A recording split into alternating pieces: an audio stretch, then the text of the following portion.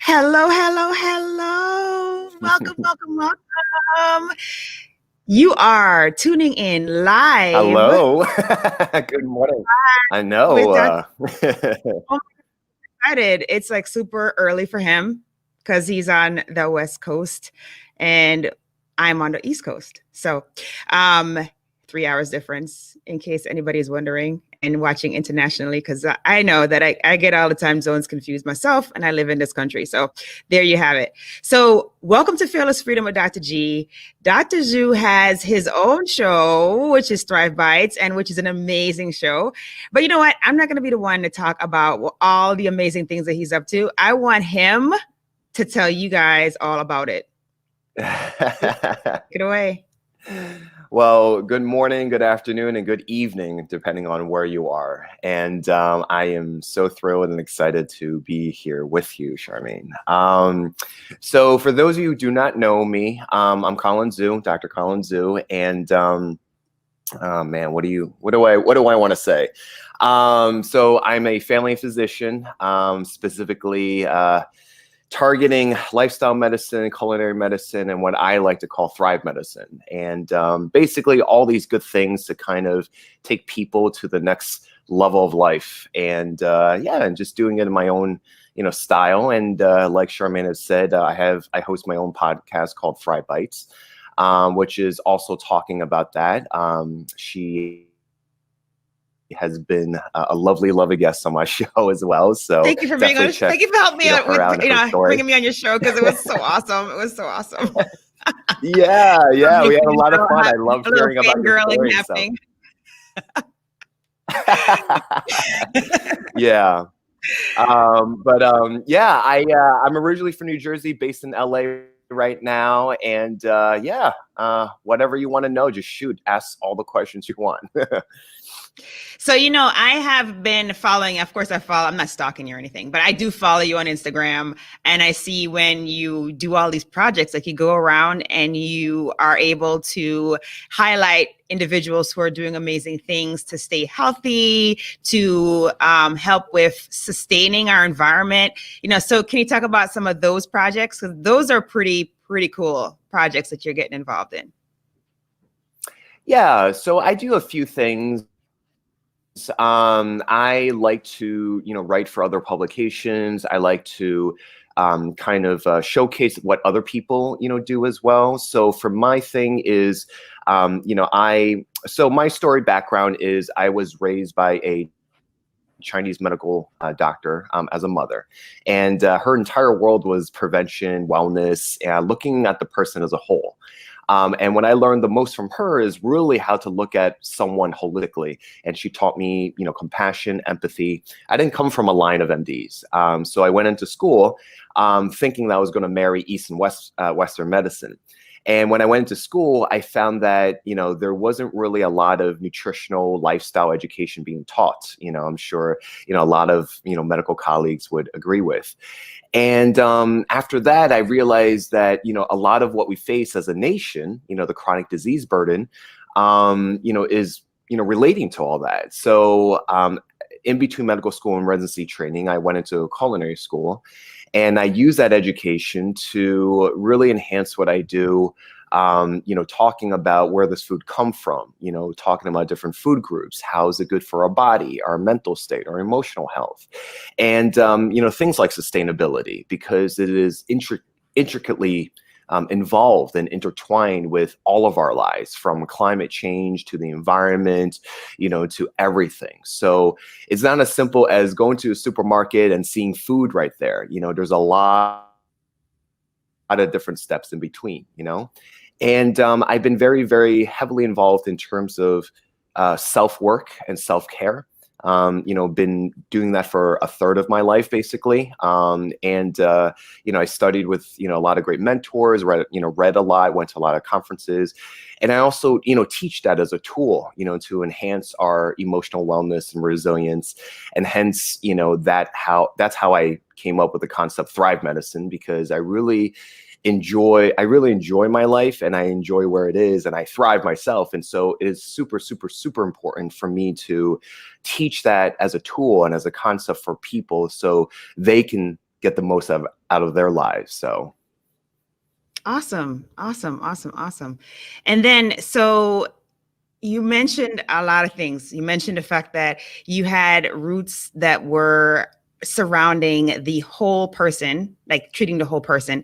And then you also mentioned that you had a vision when you went into medical school that you'd be able to marry both East and West as you practice medicine, right? And then you realized when you were there that, wait a minute, that's not how medicine is taught on this side of the world. And so then you said, well, you know what? I am going to find a way in which I'm going to be able to manifest this vision that I had when I entered the House of Medicine. And so then you did culinary school. And so you learned odd ins and outs about how to, you know, basically enhance what you put in your body to allow for your whole self to be healthy. Yeah. And now, so then you go and you do your residency. So then you have, you come out and now you've done. So for those who don't know what residency is the apprenticeship that occurs after you have finished your formal medical training in medical school to get into that specialized area that you choose to utilize for the rest of your career. So, you did all this, and then now you're out, and now you're able to basically execute the vision that you had when you first began the journey.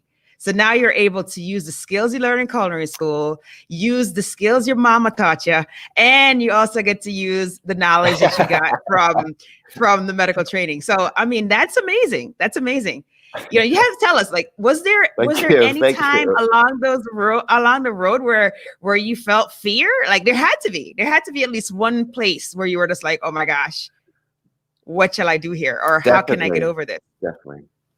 Yeah, definitely. So thank you for recapping that. So, so it was very important to me that, I received a lot of good education. So I became a DO. So for those of you who don't know what DO is, it's a doctor of osteopathy or doctor of osteopathic medicine. And their training and principles is really to look at people as a whole. The body is a unit, from spiritual to physical to, emotional. And so I only applied to DO schools, right? And, and that was very important, having the roots that my mom, instilled in me.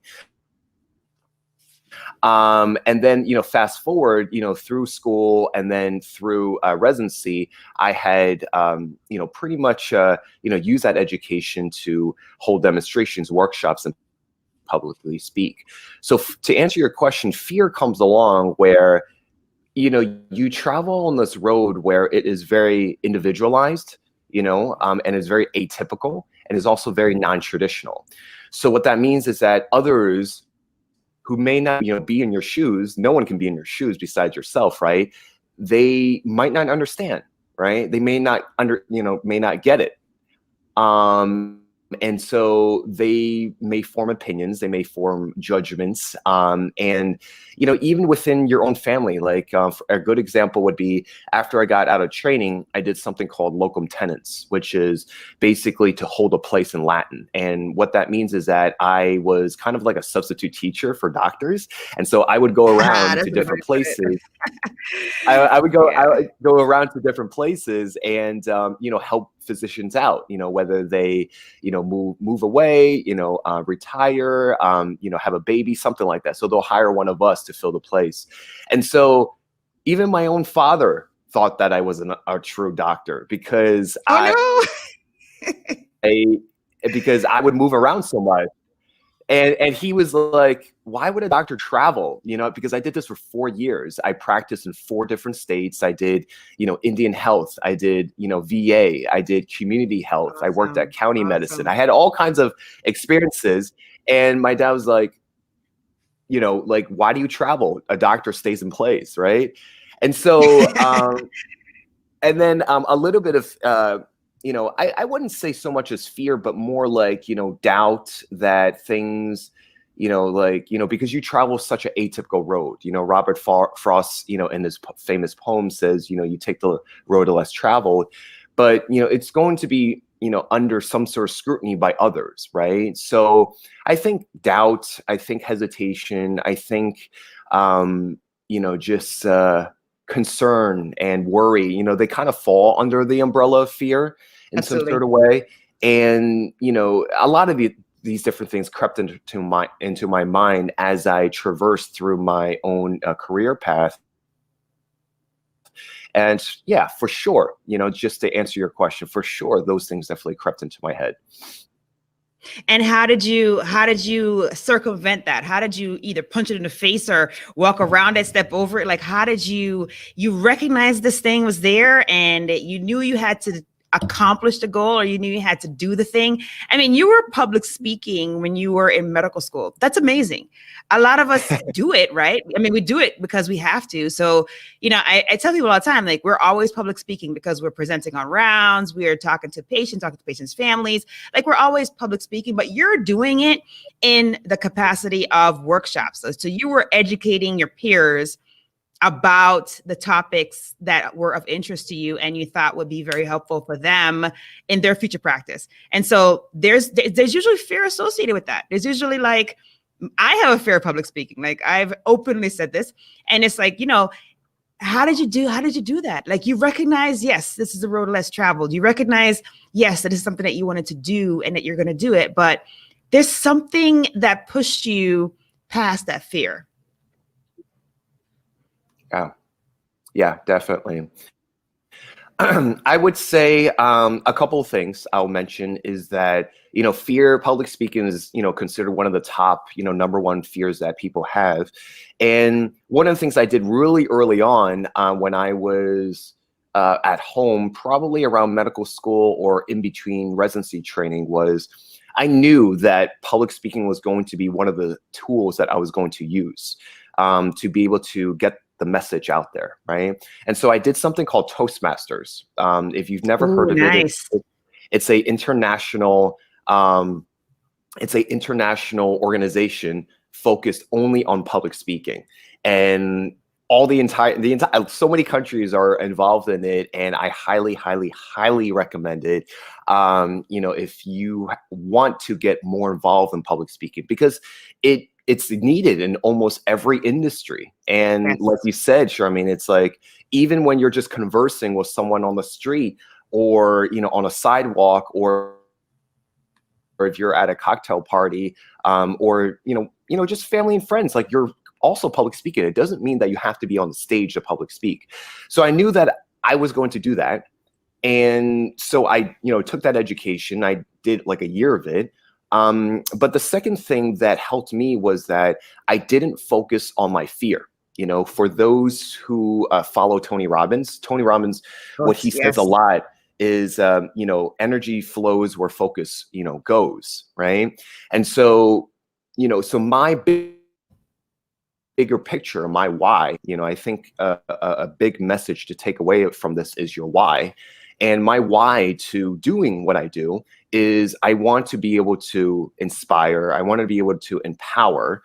I want to be able to inform, And so that was the bigger message. And so when I focused on the purpose of that, the whole purpose of why I do these workshops and why I publicly speak and, why I, created my, company and, did all this stuff, I focused on the bigger picture as opposed to focusing on my own, self-doubts, hesitations. A lot of professionals go through imposter syndrome, like I went through moments of that as well, thinking that I wasn't enough. And I just focused on the bigger picture. No, that's awesome. That is awesome. And there's so much in there. Oh my goodness. But yes, I echo your sentiment on Toastmasters. Toastmasters is absolutely phenomenal.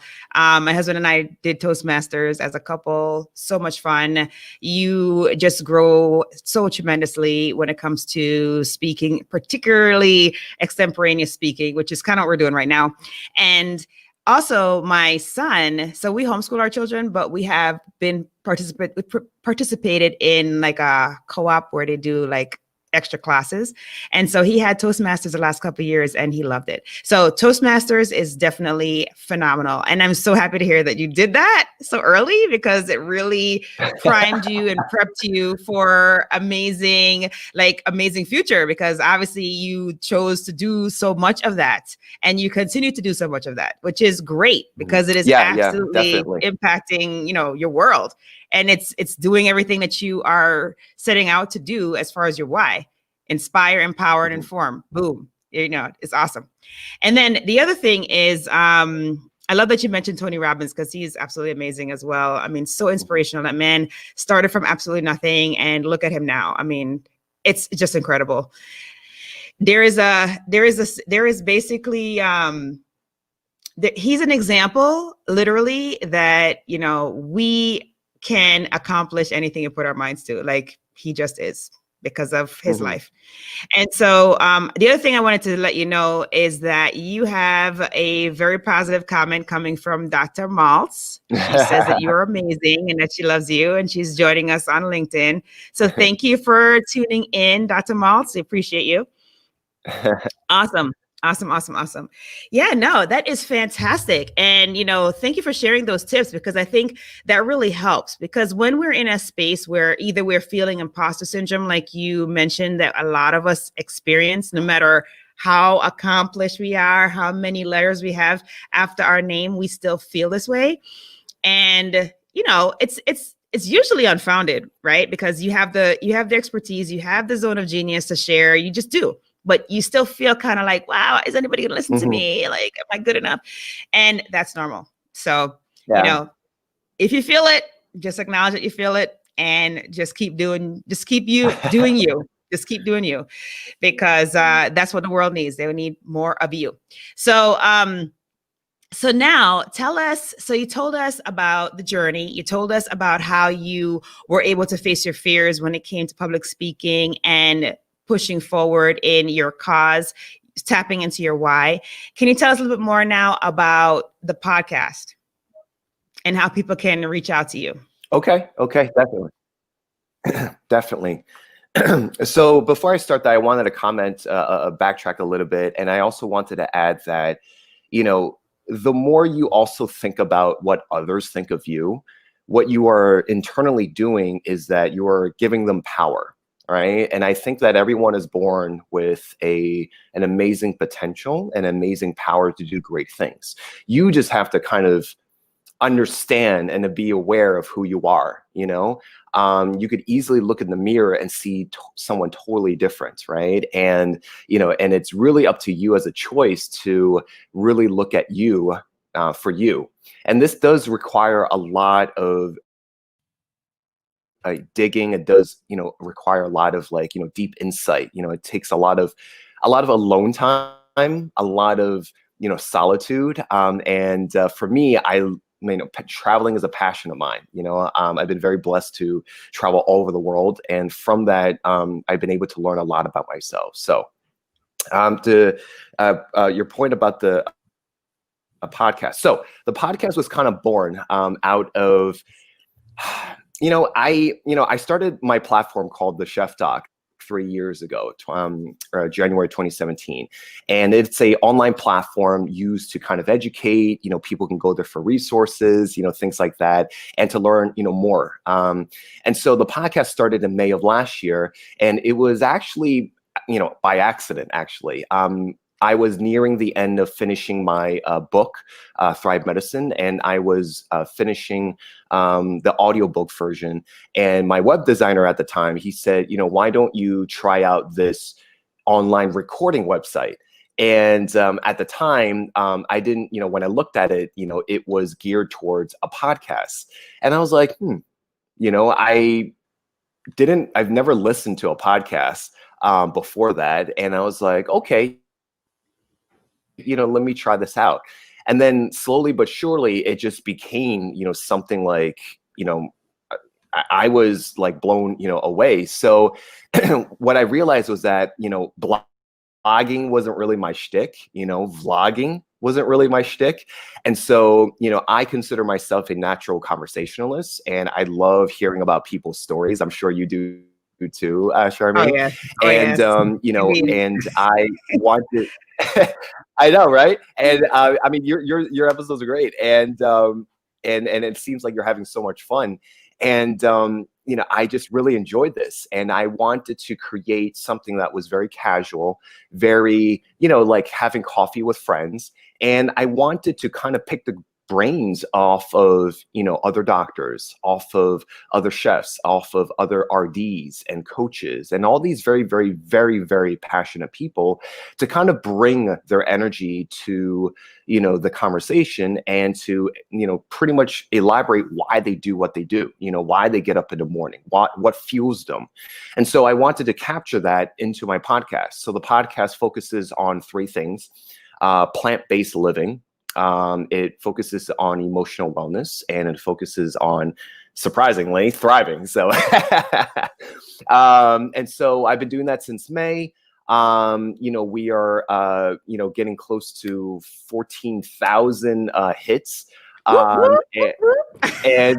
you know, it's awesome. It's been broadcast. It's been heard. It's been heard in 87 countries so far. So. Oh, that is so awesome. So awesome. Love hearing that. Cause you know, I love podcasting and it's like my baby. And, you know, I love hearing when other physicians are in it and they're like seeing the fruit of this beautiful art form and they're able to make an impact. I mean, because just think about that. So you're in all these countries, you're in 80 plus countries, and you have had 14,000 times someone has listened to your voice and learned from your show and engaged with you. I mean, that is just, to me, it's like mind blowing. It's absolutely mind blowing. And it's just such an amazing thing, you know, and it's so hard to explain it. You know, like I try to tell people, and they're like, why are you so excited about podcasting? I'm like, it's just so exciting. I don't know. It's yeah, so yeah. That's what resonated with me the most. And I was like, it really fuels me. You know, I do, you know, I don't know about you, Charmaine, but I did like everything myself. I didn't know what I was doing. So it was a total DIY project. Besides the sound quality that I delegate to, you know, a good friend of mine that does sound engineering, you know, I do everything, you know, myself. And, you know, like, I can't trust someone else to do it, because it's, you know, you're very nitpicky in that way. But I wanted to mention a couple of things with podcasting is that, you know, as a family physician that I do, right? You know, I do more outpatient medicine, I do primary care. And what I see is that, you know, I love counseling people, right? I love coaching people. But you know, under the umbrella of modern healthcare, we don't get that much time, right? And so we don't get that much time with the patient, and it's very limited. You know, it's only a one-to-one conversation. And so what podcasting does, and as you can, you know, guys see, is that you can talk to so many more people much more efficiently and much more effectively. And so, you know, I wanted to, you know, kind of like public speaking and conferences and workshops, is that I wanted to be able to reach as many people as possible. And by that, you know, and it grows exponentially, you know, because one person is going to tell another person and another person is going to tell another person. And so that is how it has its, you know, multiplicative, you know, effect. And it is an amazing thing. And I don't know, it just very, very, it just fuels my fire. So I love it. Oh yeah, totally. We're on the same page. Oh my gosh. Oh my gosh. Yes. No, it's just so much fun. And you know, the other thing too about it, I mean, as a physician podcaster, yes, it definitely does, as you say, extends you beyond the initial encounter. So for example, I mean, your podcast definitely talks about things related to health. This podcast talks more about your mindset and your mental state, you know, doing like more like personal development type of things. So, you know, we could have a conversation, right? Just the two of us have a conversation, but now this conversation is shared with so many more people. So like we have had, you know, so far we've had Dr. Ashley Malts, you know, tune in live. And then we've also had Dr. Ellington tune in live and say that she's benefiting from our conversation. I mean, this is not something that we would have if we just had our conversation, just the two of us. So it's so powerful in that way. So It can extend you beyond the exam room. It can extend you beyond the coffee table where you're talking with a colleague. It is just phenomenal in that way. That's the reach and the impact that it has. So yeah, no, I'm always super stoked to talk to another physician podcaster because of that. You know, it's like nothing that we ever learned in medicine. It's like the complete opposite. I was telling somebody this the other day too, like in medicine, we have a very structured lineage, like a linear pathway. Okay. And so, you know, where we go to medical school and then we go to residency and then we go to fellowship, or if we decide to do that, and then we go into practice. Right. And then when we're practicing, we have, you know, we base our practices on evidence-based medicine, or, you know, maybe something that's anecdotal that's passed on and become the standard of care. But there's a guideline. Okay. There's no gray area. There's no stepping outside of the zones, right? Because if you're a cowboy or cowgirl, guess what? You're left hanging out to dry if there's any problem, right? If something happens to the patient and you were doing your own thing, you have no leg to stand on. So we don't think outside the box in general as doctors, right? We go with what has worked. We go with what is out there as far as a fund of knowledge. We don't experiment and get all creative. With podcasting, you can get as creative as you want.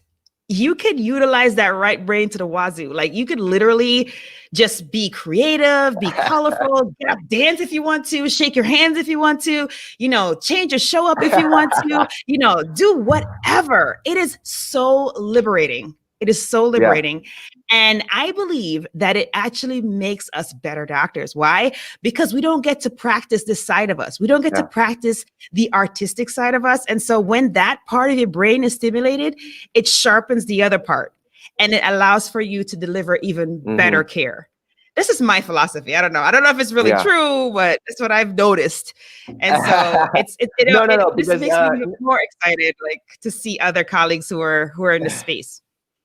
No, I totally agree. And the thing is that you hit it on the nail on the head, is that, you know, medicine is two sides. It's the science and the art, right? And we don't really practice the art of it. And by art is really our unique and personal expression of, you know, it. Of course, medicine is not like a canvas of paint or like a song, you know what I'm saying? Like medicine is medicine. It's very structured, very, you know, but this is a way kind of expressing that creative side, like you said, and it's wonderful. You know, for me, I've always known that I don't ever want to, you know, downplay it. I don't ever want to suppress it in any way, shape, or form, because that is who I am. And, you know, there is no hiding, you know, who I am, you know what I'm saying? So, you know, let that be, you know, a takeaway is that, you know, you got to be able to live your authentic life. Guys, life is too short. You know, life is too short. And with the pandemic, life is too fragile. So basically, what do you have to lose with, you know, besides living your most authentic life, you know, like living, you know, just who you are. Like, who cares what anyone says? Who cares, you know, what your mom says, your dad says, your colleague, your, you know, even your significant other, your family and friends. It's like, you know, if it's not, if you don't have that gut intuitive, you know, message, you know, that memo that comes to you and says, like, you know, like you're not being who you are, you know, you need to change up something different. You know, I think it was Steve Jobs, you know, co-founder of Apple, that says that, you know, if you're not, you know, staring at the mirror and you are, you know, just hating, you know, just, you know, waking up and doing, you know, am I going to hate what I'm going to do? You know, what I'm about to do, you know, for today and for the rest of my days. You have to change something, right?